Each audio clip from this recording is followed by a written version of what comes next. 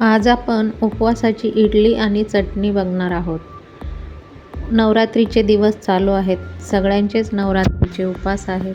पण रोज रोज साबुदाण्याची खिचडी आणि भगर आमटी खाऊन कंटाळा येतो. मग वेगळं आणि काहीतरी चटपटीत खाण्याची इच्छा होते. तर मग आजची ही रेसिपी तुम्ही नक्की ट्राय करा. नमस्कार, मी मनीषाज किचनमध्ये तुमचं स्वागत आहे. तर इडली बनवण्यासाठी इथे मी 1 वाटी भगर घेतली आहे आणि 1 वाटी भगरीसाठी आपण पाव वाटी साबुदाणा वापरणार आहोत. तर भगर सगळ्यात आधी मी स्वच्छ धुवून घेतली 2 ते 3 वेळा आणि ती रात्रभर भिजत घालायची आहे. त्यानंतर साबुदाणा पण पाव वाटी साबुदाणा घेऊन तो रात्रभर भिजत घालायचा आहे. तर हे बघा, तुम्ही बघू शकता, आपण दुसऱ्या दिवशी सकाळी बघतोय. तर भगर आणि साबुदाणा आपल्याला एकत्रच घेऊन आणि मिक्सर जारमध्ये पल्स मोडवर चांगलं बारीक वाटून घ्यायचं आहे. अगदी आपण इडलीचं बॅटर बनवतो त्याप्रमाणे आपल्याला ते बॅटर बनवून घ्यायचं आहे. तर हे बघा, तुम्ही बघू शकता, अशा पद्धतीने मी सगळं वाटून घेते.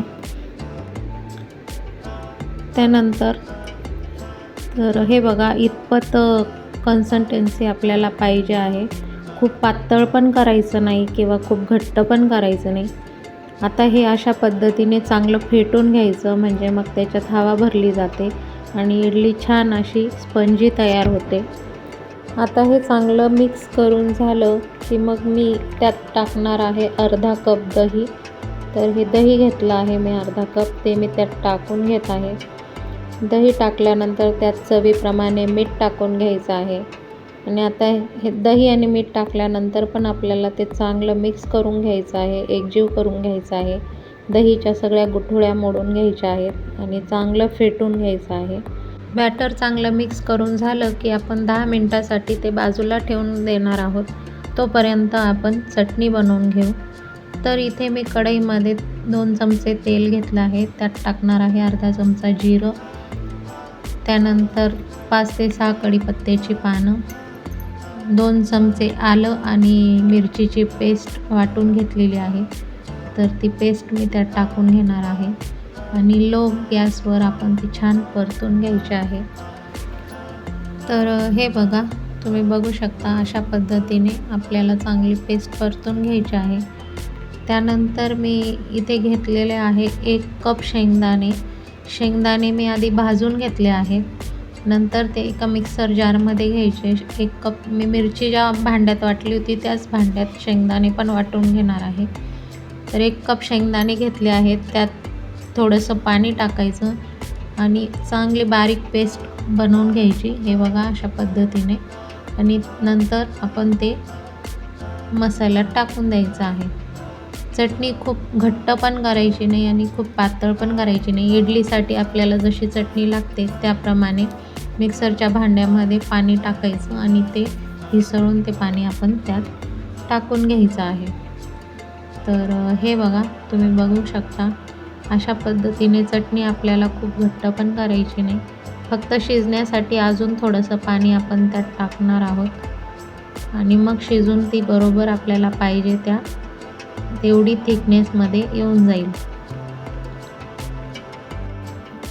तर चटणी आता चांगली शिजवून घ्यायची आहे. त्यानंतर आता मी त्यात टाकणार आहे चवीप्रमाणे मीठ. तर इथे मी अर्धा चमचा मीठ टाकलं आहे. त्यानंतर थोडीशी बारीक चिरलेली कोथिंबीरमुळे या चटणीला चव खूप छान येते, त्याच्यामुळे कोथिंबीर नक्की टाका. जर तुम्ही उपवासाला नसाल खात तर नाही टाकलं तरी चालेल, पण खात असाल तर नक्की टाका. तर आपली चटणी आता आपल्याला पाहिजे तशा पद्धतीने तयार झाली आहे. आता आपण गॅस बंद करू. आता इडलीचं बॅटर पण आपलं तयार झालं आहे. तर त्यात मी टाकून घेतला आहे अर्धा चमचा बेकिंग सोडा टाकल्यानंतर ते छान मिक्स करून घ्यायचं आहे आणि लगेच आता आपण इडली बनवायला सुरुवात करू. तर मी गॅसवर इडली पात्र पाणी टाकून आणि ठेवलेलं आहे उकळण्यासाठी. तर आता आपण लगेच इडल्या बनवायला ठेवून देऊ. तर हे बघा, अशा पद्धतीने इडली पात्राच्या त्या थाळ्यांना तेल लावून आणि मी त्यात इडल्या टाकून घेत आहे आणि या आपल्याला 10 ते 15 मिनटासाठी छान वाफवून घ्यायच्या आहेत.